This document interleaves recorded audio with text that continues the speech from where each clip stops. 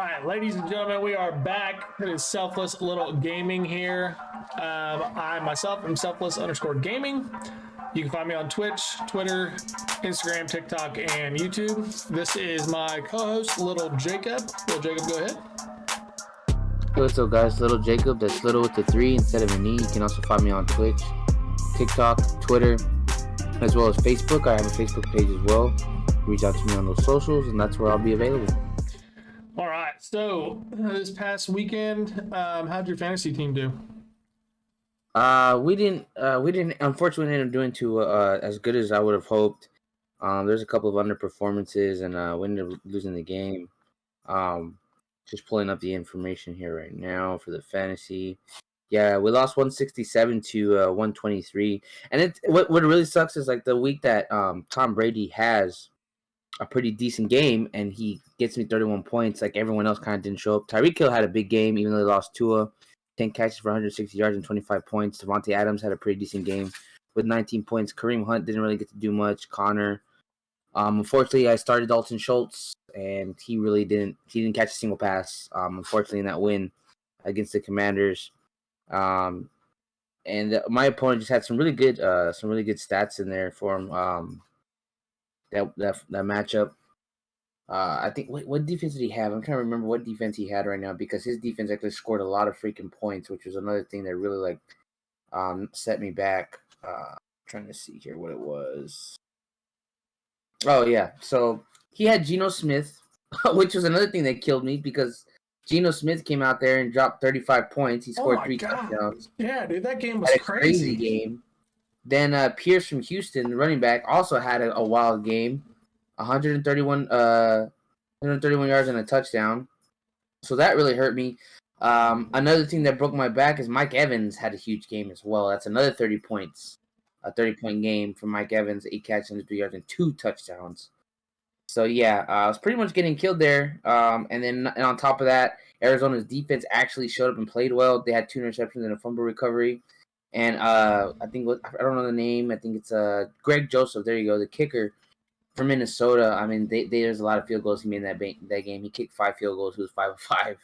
Yeah. So, yeah, overall, he just had players that overperformed and then just played better while some of the guys on my side underperformed. So that sets us back a little bit at 2-2, but thankfully there's a lot of other guys that are 2-2, so still have a good chance of making it to the playoffs and still looking good. But yeah, we weren't able to pull out the win this time. I ended up winning. My team kind of underperformed, but luckily the other guy's team underperformed more than my team. So I was down 30-some points, but I had Cooper Kupp and Deebo Samuel going on Monday night. They both got me 20-some points, 50-some points together. So that was nice. Ended up getting the win there. But yeah, Dalton Schultz, I dropped him. He's gone. I know he hurt his knee and stuff, but yeah, the past 3 weeks I've not had really any production from him, so I dropped him. And the reason I dropped him is because I have him, I have Zeke, and I have Tony Pollard. Yeah. So I didn't really need 3 Cowboys. I picked up Hurts from the Bengals. He has been a very consistent tight end. And we're in a PPR league, so he gets about 3 or 4 catches a game. He does pretty well. Yeah, that's important. So I picked him up. Hopefully I can get him off the waiver this week. I'm sure somebody else will try to get him as well. But yeah, I just needed some points because the past couple weeks he's averaged 1 or 2 points for me, and yeah, that's not going to help down the road. Now he could do better down the road when Dak gets back, but we'll just have to wait and see. Yeah, I was going to say I kind of feel like since Dak is out, Dalton Schultz doesn't really get the passes that he normally would. Him and Dak usually have pretty good chemistry, and he usually can find him in different situations in the game and often. So I'm kind of not surprised that Schultz has kind of not been that productive, but also this injury and stuff too set him back. So it could be both of those things. Yeah. So I did see this week Adam Schefter tweeted out that Jerry Jones commented that Dak Prescott will not be playing this week. He's going to be one more week out. So you guys will have Mr. Rush again behind center against the LA Rams. Honestly, man, kind of jumping ahead to that game, I think y'all will have a chance against the Rams. I'm not really seeing anything really impressive out of their offense, to be honest. They are currently. Yeah, no, I definitely agree. Watching that Rams game last night and how San Francisco was able to attack their offense and get to the quarterback and disrupt Stafford and get to him, I really have a good feeling about us going into that football game and doing the same thing to Stafford. I wasn't really impressed with anything the Rams were able to do. And one of the things about Dallas is they're one of the few teams that hasn't allowed more than 20 points in a game so far. And that means the defense is really rolling right now. I think we'll be able to do the same thing to the Rams. I'm just hoping that because we don't have Dak back just yet, that we do get our offense going a little bit faster. I felt like it was a little slow to get going against the Commanders, and they're not very good. There's not a very good defense at all.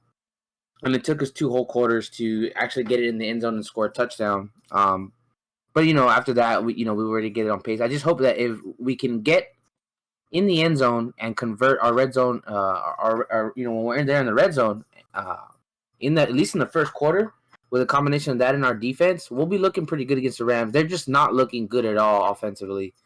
They just don't show the really good protection for Stafford at all.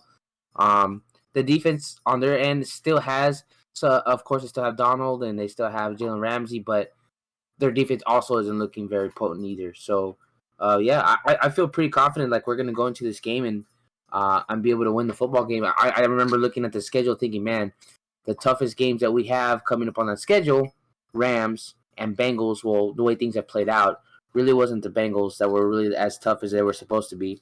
And the Rams are not looking as tough as they're supposed to be. Really, at this point, it's like not trying to jump too far ahead, but the big match that may be challenging or the most challenging this far is going to probably be the Eagles, which we can probably talk about that a little bit later about because there's probably going to be the best defense that they face. They're going to play the Cardinals this week, but yeah, I feel pretty confident about going into LA and playing the Rams.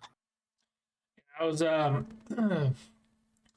messing around earlier in Tim the Tatman's stream and stuff, and I made a comment, and he said when he said that Dak wasn't going to play this week, they're going to give him one more week off.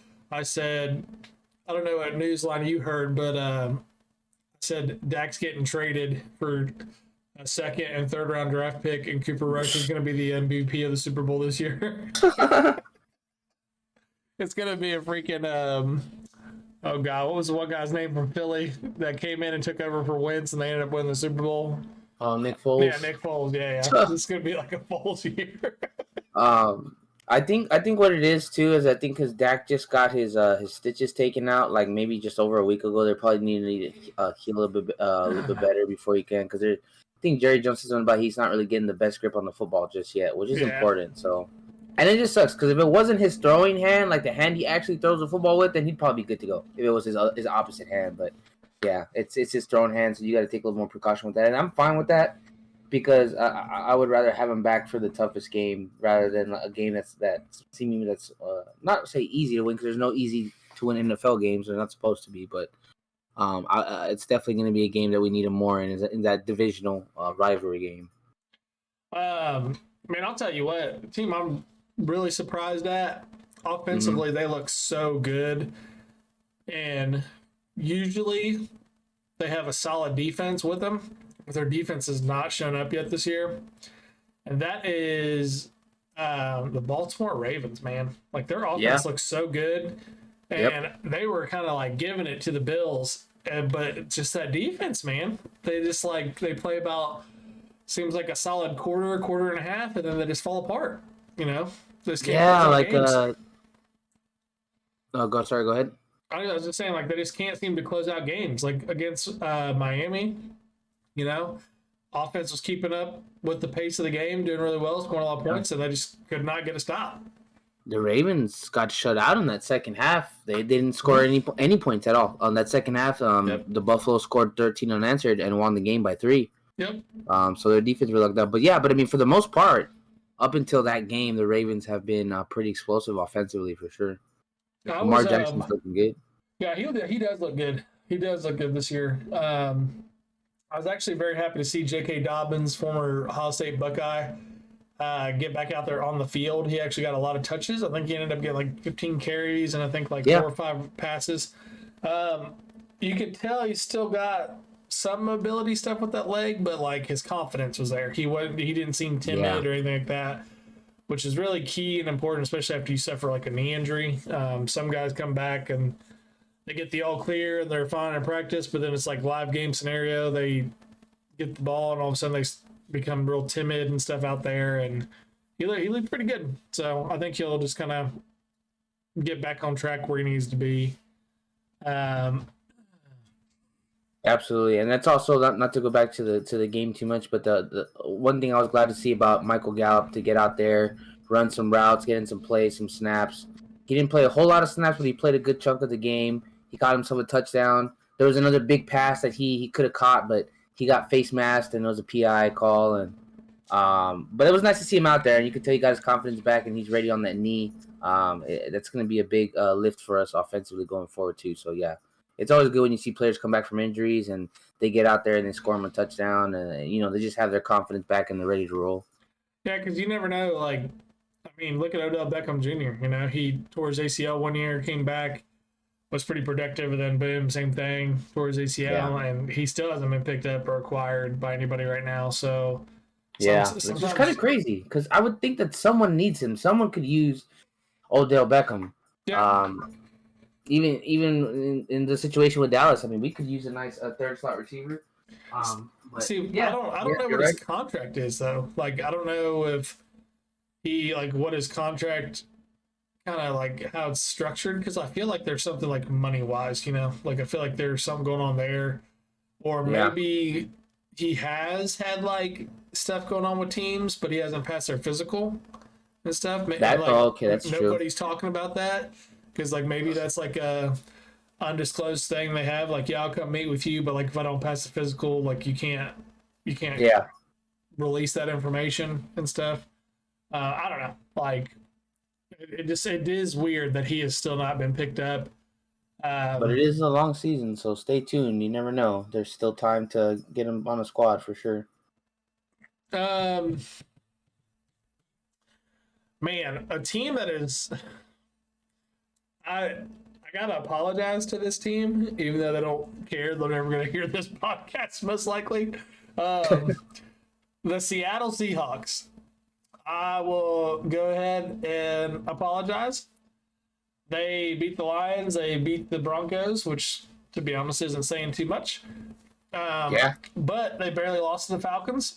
And the 49ers, they got handed by the 49ers, but dude, they're way better than what I thought they were going to be. I didn't think that anybody would have thought they were going to be. Yeah, I said that place is a dumpster fire already.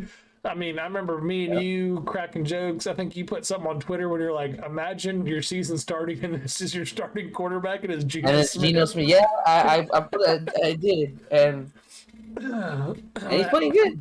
He's playing really good. He's been balling. Yeah, he has been balling. It is pretty wild to see how well he has actually played.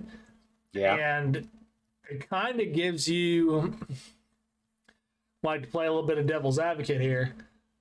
Maybe the Seahawks were seeing something in Geno Smith last year at practice, and maybe they were seeing a lot of decline in Russell Wilson past couple years at practice and in gameplay. And they're like, you know what? We can save a lot of money and we can just run with this guy who's pretty good that nobody knows really about because he hasn't played. Let's just get rid of Russell Wilson because Wilson's not looked all that great, man. At Denver, He has not looked like the old Russell Wilson that's been out there. But, I mean, Geno Smith, did he want 23 of 30? That's pretty damn good. 320 yards, 2 touchdowns. And what's crazy too, and I will say this about him as well, which is also like nuts to me being this. So this man, he really had been playing for a while now. 2013 is when he joined the league. Got drafted by the Jets. I mean, just looking at 4 games that he started so far, right? 1,037 passing yards, 6 touchdowns to 2 interceptions. He's throwing 77%, which is an insane number for how many passes that he's already thrown. I mean, this is out of 132 attempts in 4 games. I mean, that's pretty darn good. It is an NFL record. How many or the percentage of his completions that he's had his first 4 games is an NFL record. So yeah, it's really impressive. I guess at the end of the day, the guy has been in the league for a good while, almost 10 years somehow. I guess I can see why now, because I mean, his experience, he does have something to bring to the table. As far as a backup, he did before, and now as a starter, he's able to help the Seahawks win some ball games after they lost Russell. So yeah, it's been really impressive what he's been able to do, especially with what you would maybe consider mostly a lackluster Seattle Seahawks offense. I mean, they have DK Metcalf, and I mean that's really about it when you think about big time playmakers. Yeah, dude, does the NFL season just feel weird to you? It feels like we might end up seeing 2 teams make it to the Super Bowl that no one thought that might get there, or at least get close. Or we might just have a completely different postseason because everything is just weird as far as the teams that are winning, teams that are losing, how some guys are performing. It's definitely been a crazy. Not to mention how crazy that Seattle Detroit game was. Yeah, the fact that Detroit game. Yeah, I thought it was an arena football game at first. Looking at the score, and Detroit, it's they're not as terrible as they used to be. They're still losing, but they're not as terrible as they used to be either. They're showing that if you don't really stay on your P's and Q's with them, that they can dump points on you a lot. And they've already done this a few times. I mean, they took the Eagles to the brink in Detroit. They almost beat the Eagles. They darn near did and made a comeback on them. They almost beat Seattle. They only lost by 3 points. It's just pretty crazy how this whole year is going and the way that teams are playing. So far, if you just look at their losses, 3-7, out of 3 games, they've only lost those 3 games by a combined total of 10 points. Mm-hmm. It's not bad. Usually for them, it'd be touchdown, 2 scores, or sometimes you get that freaking Buccaneers game where it was 45-3. They just were getting slaughtered. They weren't fun to watch. It's you were watching NFL games, and then it was these teams go and play the Lions, and it was when they're that weak, is almost kind of like a preseason game, just how bad it was and unorganized the team was. They're actually pretty fun to watch now, man. They're not, like you said, they're not winning games. Right now, they're 1-3, but the games are competitive. The games are actually really enjoyable to watch. Yeah. And I don't know, man. This season's it's just weird. I'm looking at some of these teams, the New York Jets have been terrible for 3-4 seasons now. And they're 2-2 right now. They're 2-2. And they come out and they lost 24-9 to the Ravens, and you're okay, yeah, it's the Jets. And they play the Browns and they beat the Browns. The Browns 31-30. And they play the Bengals and lose to them at home. And they go and play the Steelers at the Steelers. And they're 24-20. They got a better record on the road than they do at home. Yeah. And I don't know, man. It's just a weird season. Jacksonville was terrible last year or the year before that. They're 2-2. Their games have all been pretty close. Jacksonville kind of reminds me of the Bills last year. They either lost games that were really close, because the Commanders, they lost to them 28-22.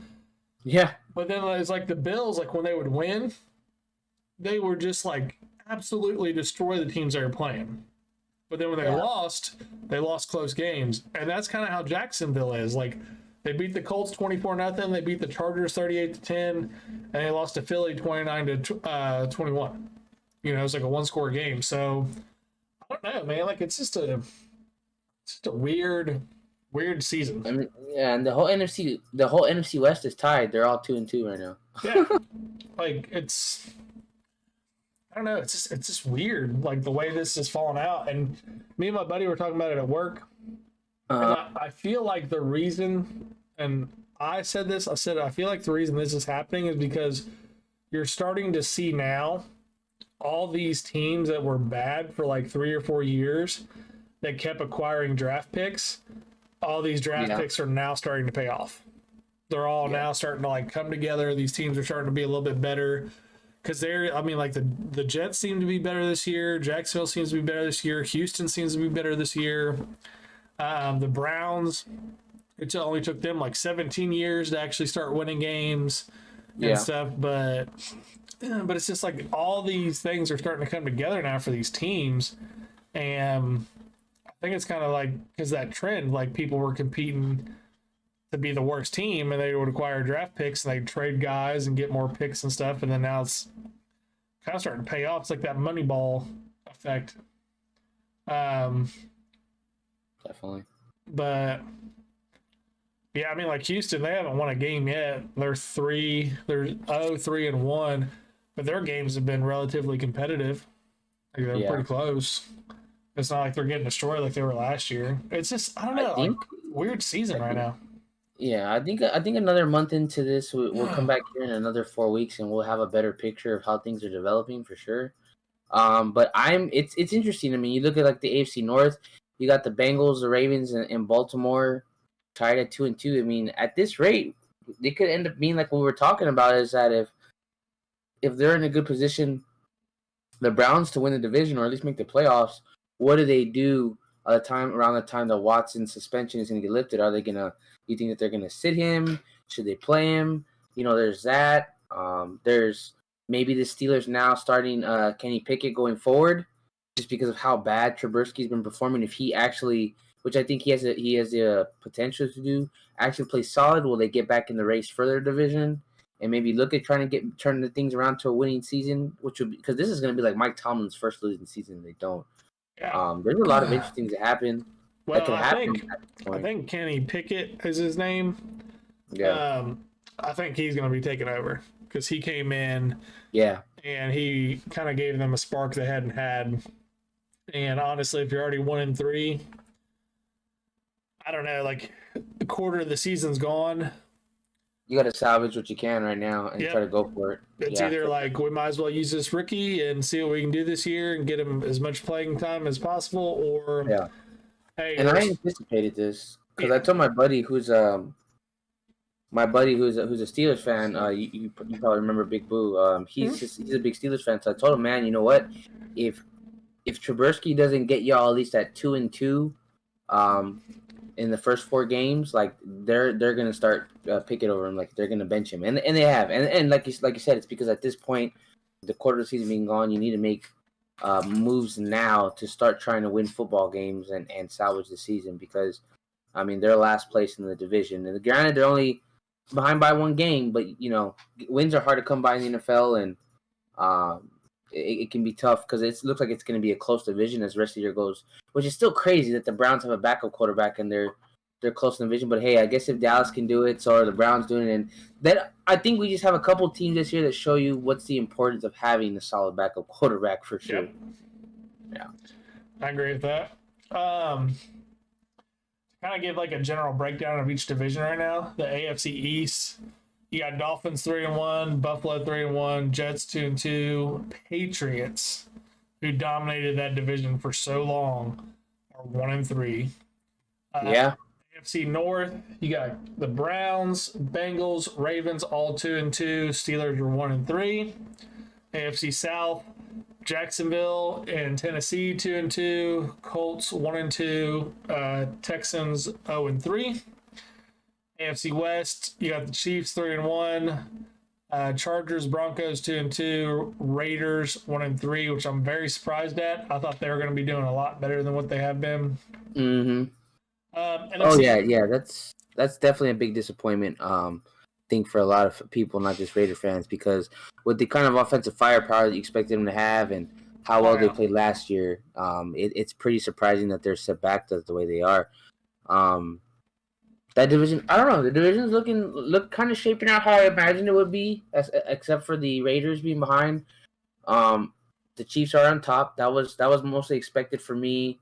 You have the Chargers and the Broncos are tied. I'm just really surprised that the Raiders aren't there in 2-2 as well. But somebody had to go 1-3, I guess, Yeah. evidently. But I just didn't. That the Raiders wouldn't be the first team to come in my mind out of those teams. One thing I did notice when you were mentioning the AFC East that's pretty interesting. Or not the AFC East, the AFC South. Tennessee, the Colts, and the Texans, they all have net points in the negatives. Tennessee is negative 26 net points. Indianapolis is negative 28. Houston, negative 20. Meanwhile, Jacksonville's net points are 38. They're actually positive. I don't remember the last time I saw Jacksonville and said, "Yeah, like this is this is the best team in the AFC South." They're putting up more points than any other team in the AFC South. Like they're actually playing pretty decent considering how they played before and where they were at before. Yeah, that's what I'm saying. It's like Jacksonville just seems like I don't know. It just seems like those draft picks and stuff they were acquiring for the past few years are starting to actually pay off. Trevor Lawrence doesn't look amazing, but he also doesn't look bad either. Like he's starting to show his worth. And some guys take more time to develop too, you know. Yeah. Moving into the NFC, the only undefeated team in the league still is the Eagles. They're 4-0. Dallas and the Giants are 3-1, and then the Commanders are 1-3. You got in the NFC North, Minnesota is 3-1, Green Bay 3-1, Bears 2-2, Lions 1-3. And the South, you got Atlanta and Tampa 2-2, Panthers and Saints 1-3. And then in the West, everybody is 2-2. You got Niners, Rams, Cardinals, Seahawks, all 2-2. A team that's actually surprised me, a player that's kind of surprised me this year is the Falcons. I kind of thought the Falcons were like gonna have a throwaway year. Yeah. With Marcus Mariota like coming in at quarterback and stuff. Dude, he's actually been playing pretty good. Yeah, he has for them. He has not amazing, but the limited weapons that he has, and unfortunately he lost Cordell Patterson for the year as well. But yeah, he's been playing pretty solid. I'm gonna go out on a limb here and say it may not seem like this right now, but I'm gonna go out on a limb and say that at the end of the season, the NFC North, I think that the Detroit Lions will be better than the Bears or have a better finishing record than the Bears because I agree with that. Even though the Lions are 1-3, the Bears are just so inefficient offensively. Like, so to kind of give some perspective, I was looking at something. Tyreek Hill himself alone has 477 receiving yards over 4 games, which is a good chunk. The Bears combined as a group of receivers only have 471. Yeah. The offense has been really bad, stalled out. I kind of feel like maybe Justin Fields isn't the guy for them. Maybe he doesn't fit the scheme. Maybe it's just him. But they're really bad offensively. They're lucky to be 2-2, and I don't think they're going to be at that 0.5 winning percentage much longer, 50% winning percentage much longer. I feel like at the end of the season, because of course it's either going to be the Vikings or the Packers, and most likely the Packers that are going to win that division, like usual. I feel like the Lions will probably end up finishing over the Bears, and the Bears might end up falling down to last place in that division because they're just not really good at all offensively. I just don't know what it is, man. Like, I don't know if it's his offensive line because, like, the reason I say that is you kind of like really look at their offense and you break it down. He's 34 of 67 for 471 yards, 2 touchdowns, 4 interceptions. Not very good. Okay. No. His number one receiver is Mooney, who has 8 receptions for only 121 yards on the year. And like part of me, it's like, I mean, is it that he just doesn't have enough weapons at wide receiver? Is it his offensive line doesn't give him time? Maybe the game's too fast for him and he like doesn't see and read defenses very well. Because like the offensive line part, you got Herbert, who's got 52 carries for 317 yards and 3 touchdowns. Like, that guy's almost averaging 100 yards a game, you know? So it's, I don't know, man. Like, the Bears are definitely in a weird. Um, Position for sure. And it also makes you wonder on the play calling because sometimes, I mean, I haven't watched a whole lot of the Bears. well, So their I'm, play obviously, calling is like crazy balanced. I can tell you that right now yeah, because their yards passing is 117, their yards rushing is 177. Which honestly, if your passing is or you're rushing, like I don't know, like it's pretty freaking balanced, honestly. You usually see more teams, especially in the NFL, their passing will be a little bit higher. It may be yeah, like 250 passing and like 110 rushing or something. But I don't know that like that stat line alone just tells me that they try to keep it balanced for a reason. But I don't know, man. I was actually hoping Justin Fields was going to take a step this year, and honestly, I'm just not seeing it because I think yeah, some of that rushing comes from him running the football too. Like he can run the ball. He is an elusive quarterback, yeah. but watching him now in the NFL compared to like what it was in college, It's completely different. Yeah, completely different. And it just kind of really puts in perspective to those who are listening. You can look at college players and like for example, he played at Ohio State. Justin Fields, he played at Ohio State. Ohio State usually has one of the better offensive lines in the country. Big Ten, you're not facing like top 10 defenses and stuff often. So when those guys, like you look at CJ Stroud right now, he's the second most efficient quarterback throwing the football in college. I think he has the most um, throwing touchdowns in college right now. But like, hmm dude, you watch him throw, like drop back in the pocket, he's got all freaking day. Like playing against Rutgers, he had all day to throw. He could literally just stand there as like it's practice. He's not really getting pressured. And yeah, in the NFL, it's not like that because the defensive line you're going up against every week is the top 1% of football players in the world. Like they're the best yeah. of the best out there on the field. So, but yeah, I don't know, man. Like the Bears, I do agree with you. I see them being at the bottom of the division at the end of the year. I just don't know what it is about that team. It's just mind boggling to me, honestly, like how they're 2-2, honestly. So, and especially beating the 49ers the first game. Like the Niners were making them look awful. And the fact they came back and won it was like, dude, what? Yeah. So, I don't know. Um, I'm let's also see. pretty surprised with how bad New Orleans is doing. Yeah. Uh, Yeah. I mean, I didn't expect them to amount to a whole lot. Coming into the season, you thought, okay, well, maybe the more competitive teams based on their personnel, of course, is going to be Tampa Bay, maybe the Panthers and Mayfield. But no, I mean, both the Panthers and New Orleans, they've looked a lot worse than what their roster might indicate they look like. You know, when you got guys like, I think his name is DJ Moore, Carolina, the receiver, and a guy like Mayfield, you think they would be able to link up and make some things happen. And McCaffrey, but it hasn't worked out like that. They're 1-3. The Saints have lost straight games in a row after that one really close win that they were able to snag against the Falcons, I think it was week 1. And it's just like since then they haven't been able to put the pieces together. I mean, Winston's still healthy. Um, well, I think he did get hurt. I think he was playing hurt for Yeah. a game or two, right? Did he Yeah. have like I think it was a rib injury? I think I remember now. Yeah. Um, He wasn't in this last game. This past game against the Vikings, Andy Dalton actually started stuff for them. okay, he did. Played. Okay, Yeah. So he was out.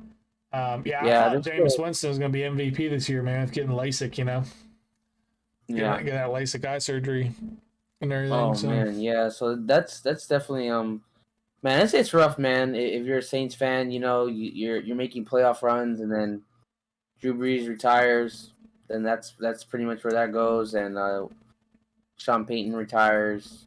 You're they having had, issues at quarterback staying healthy. I want to say Michael Thomas was out too. Like I think he might have been out this past game as well. I'm not Okay, 100% on yeah, that, that but sucks. And it's like it seems like he's hardly played for the I know Saints for a while. Kamara wasn't in either. So they definitely have Yeah, he injuries. was hurt. Yeah, So, definitely tough with the injuries that they have. but I don't know, man. Like that's another weird team with the offensive like firepower and stuff they got. You kind of think like, man, if they get those guys healthy, they may be better. But Winston is just he's still that fantasy football quarterback that can come out one week and drop 450 yards passing and 5 touchdowns and get you 70 points, and then the next week throw for 20 yards passing and 6 interceptions. Like, you never know what he's going to give you. Yeah. What do you think's more disappointing, like the Rams' performance or the Bengals' performance so far in the year? Oh, I know the Bengals won 2 games in a row, but Rams for sure. Yeah. The reason I say the Rams is because the Bengals last year went on an incredible run, and they made it to the Super Bowl. Haven't been there since like the 80s or something. But nobody, even when they made it to the Super Bowl, nobody expected them to have a chance to even win the Super Bowl. Everybody like already wrote them off. So the Rams gonna have an easy Super Bowl win. It was not an easy Super Bowl win. It was a very close game. But then now the way the Rams have come out with what they did last year offensively and what they have returning defensively, really the only addition they lost off of the defense was Von Miller. Like, that's the only guy that's not there anymore. But yeah, the Rams just have not looked good. You know, like they've won some games, but they've just not looked good this year. I agree. And kind of going into the season, a lot of people already talked about how the Bengals have to like clean up that offensive line, get Joe Burrow some protection and stuff, which supposedly they went and did this offseason. Got all new offensive linemen, even though they're worse this year than they were last year. I don't know. Like they're still finding a way to win games. They get down early, but they find a way to come back and have a chance to win the game. You know, the Rams, I don't know, they really haven't done that. Like when they're down bad, and if they're up, it's like they can pretty much maintain the lead, but they're not blowing people out like they were last year. So. No, the number that sticks out to me though for the Bengals that I really hope they get turned around, not just for the team's sake but for Joe Burrow's sake, is that they have given up a total of 16 sacks in 4 games. That's a lot, dude. That's a freaking lot. Like that's just there's no way like I think there's no way that you can really hope to make it back to the Super Bowl or even a playoff run if it's going to continue to be that way. I know that kind of like last year they kind of had spurts where it was like that and they would get better, but they have to find a way to clean that up because they're lucky to be at 2-2 and have won the last 2 games in a row, considering how much they're giving up each game to getting the quarterback hit. And that's not including the sacks. The 16 sacks doesn't include how many times Joe Burrow has got hit, even though he already just threw the ball or what have you, or got rid of the football, incomplete pass, etc. So he's definitely got hit more than 16 times in 4 games. So that's the other thing too. Yeah, I think like it was like last week or something. We said like 20. I think it was like 29 games. He's been sacked like 96 times or something crazy like that. That's absurd. That's absolutely absurd. Yeah. So, but thing is, man, too, is like offensive line is one of those things where you can scheme, you can watch as much film as you want and stuff. Your guys are either very good and very technically sound up front or they're not. And it's not something that you necessarily can make better during the season. Like they could get better, but you're not like what you're seeing on the field for the Bengals. It's not going to magically just turn around next game and they're not going to give up a sack and they're going to lock everybody down. It's not going to get fixed like that. Some of the guys up front are just not very good. I can kind of make a comparison. Watching the Kentucky game this past weekend, I told my guys at work, I was like, this is what Kentucky should do to win the game. Run the football, throw it when you need to, keep Ole Miss off the field, And if when Ole Miss is on the field, don't let them get the running game going. Make that young quarterback beat you guys because he will make mistakes. He'll make some good passes, make some good throws, but he will make mistakes. You guys got to capitalize off that. But, dude, I have not played football in 10 years. And I am 97% positive that I could line up against Kentucky's right tackle and get a sack. That guy is freaking terrible. And at the end of the game, you're just getting beat, you know? Well, like even at the end of the game, they put the tight end over there, and the tight end literally went and blocked the defensive end for a solid second.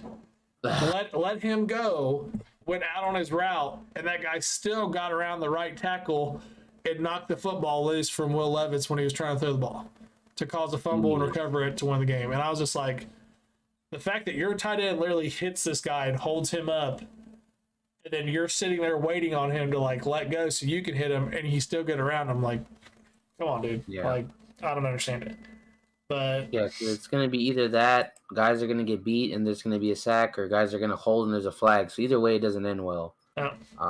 But that guy will probably get drafted to the Bengals. Like, you know. Like, yeah, I would like what we see in this guy. Jesus. He fits in the culture bad, around him. It's bad.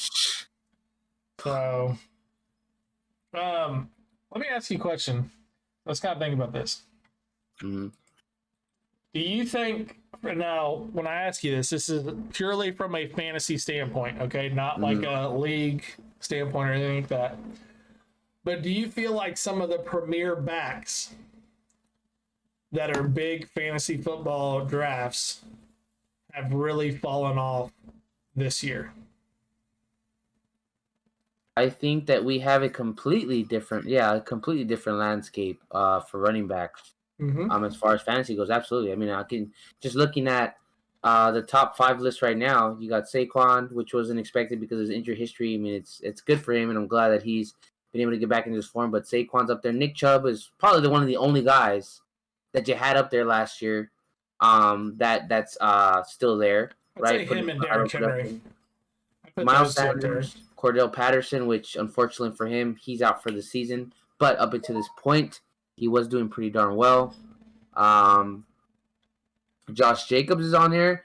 Not that he's not a good running back. He's just never really been in that top 5 discussion. Then after that, you got Jonathan Taylor, Aaron Jones. And Jonathan Taylor last year was the number 1 running back. He normally would be in the top 3. And then as you go down the list, you know, you got Khalil Herbert. I'm not even sure. I think he's probably on the Bears. I'm not even sure who that guy is. But Mark Jackson, Damian Pierce from the Texans. Then you got Derrick Henry, which Derrick Henry is also another guy who's normally higher at the top, right?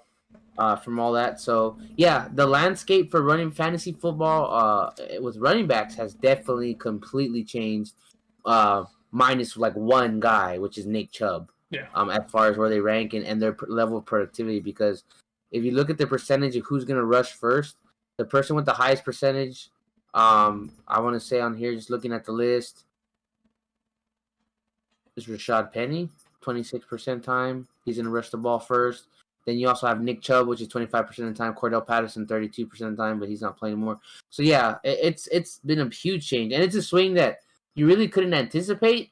It's just the way the season is going. Like I said, it's been a weird season. Yep. A lot of premier running backs are healthy. It's just not playing out for them the way that we're used to seeing. Yeah, because, like, I don't know. Usually it's like every week you're always hearing about, like, Derrick Henry had a monster game. Christian McCaffrey had a monster game. Dalvin he's Cook in the bottom of the tier of the list too. Yeah, and it's like you're not really hearing these names. Like Zeke, if I had to go and like redraft people right now, Zeke was always like a first round, second round kind of guy. Honestly, dude, I'd try to get him in the 4th. Yeah, you probably could. Like with the way his production's been, and I know like. Some people were like, well, he's been in the league for, 8 years now, whatever. He's got a lot of miles on him and all that stuff. Zeke still looks good. Like, he still runs the ball well. It's just that their play calling and kind of what they're doing with them, it's almost kind of like the Patriots backfield situation. Like, if you ever drafted Patriots running backs, you never knew who was going to be like the main back or get majority of the carries because they were always shuffling guys out, or you'd have Damian Harris, like he had a good week this last week, but the week before that, he really didn't get many touches, was barely in the game. They did a lot more passing out of their backfield, draws, screens. He wasn't a part of that like play calling and stuff for the week. Whereas it's kind of the same thing, like, having Zeke and Tony Pollard in there, they can sit there and run the ball 2 times, get a first down, and then the next 6 plays could be pass plays. Yeah. You just kind of don't know like what it is. And I was always big on drafting Zeke in the past because Cowboys like to run the football, and that's just kind of like not what they do now, I felt like they always used to be like a run heavy first team, and it just doesn't seem that way now, which is fine. But it hurts just from a fantasy standpoint because Zeke also earlier in his career used to be utilized in the screen game a lot.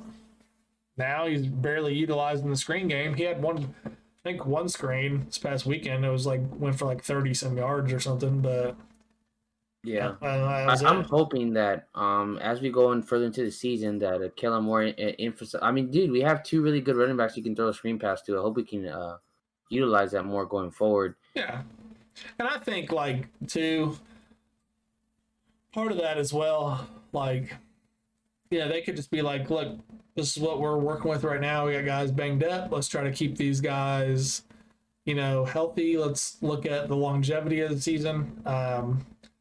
Some coaches, I will admit, are pretty bad about this, and they will run their guys into the ground just to ensure they get a win. And then it's like when it comes to playoff time, aka Derrick Henry, the guy who's been so beat up from having 400 carries in the regular season.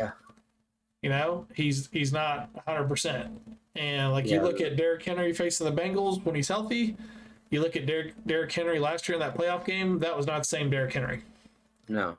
That guy touched the ball and he could barely get a yard or 2 that game. Yeah, and a lot of people need to understand, like trying to have a 2,000-yard rushing season and pushing for those big numbers in the year does have a toll on a player's body at the end of the year. And when you really need them, it's hard for them to perform at that same level because it doesn't matter. You could be a freaking monster like Derrick Henry, absolute beast, workout.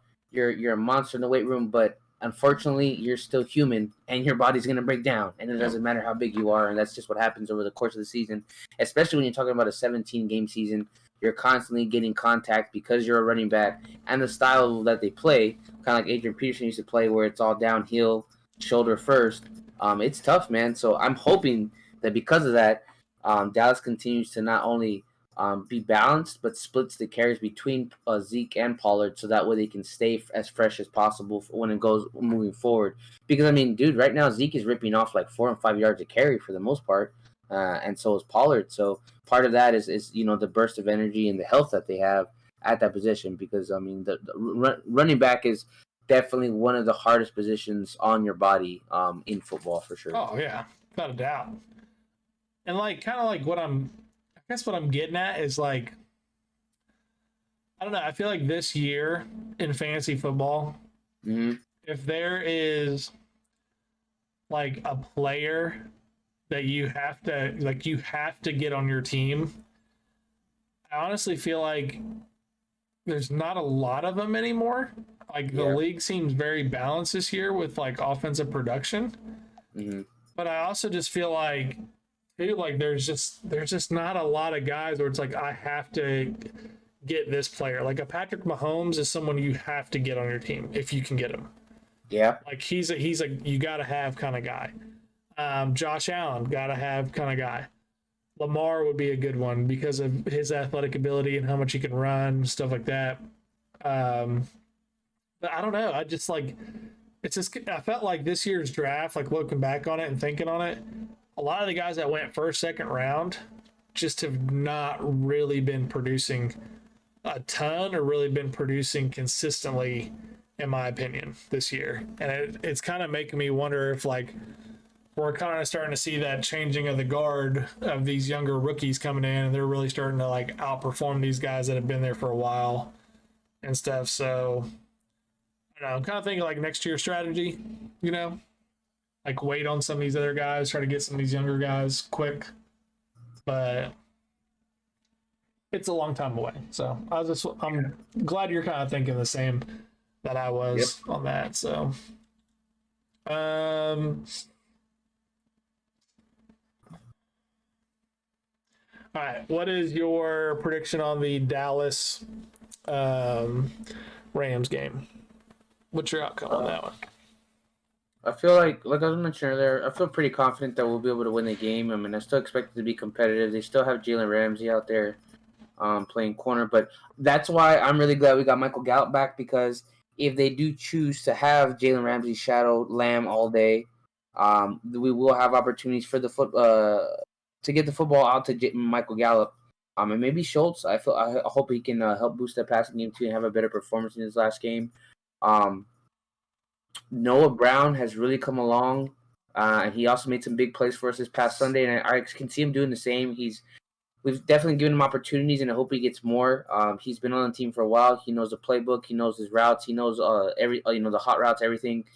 So that's a big plus for us as well. It's always good to have a third receiver that can play like he does. Aaron Donald's going to obviously be a problem. That's going to be a big point of emphasis, I'm sure, for the offensive line and the coaching this week, to how to attack or keep Aaron Donald away from rush, or whoever's playing quarterback for that matter. If we run the football, we're definitely going to be running opposite of where Aaron Donald is lined up. So you might see some changes at the line. The play might get changed up a bit, some redirections and things, which you need to do with a guy like that out there because he's an absolute monster. But ultimately, the rest of their defense isn't as good as they used to be. So I feel like we do have a high-powered offense enough to move the ball.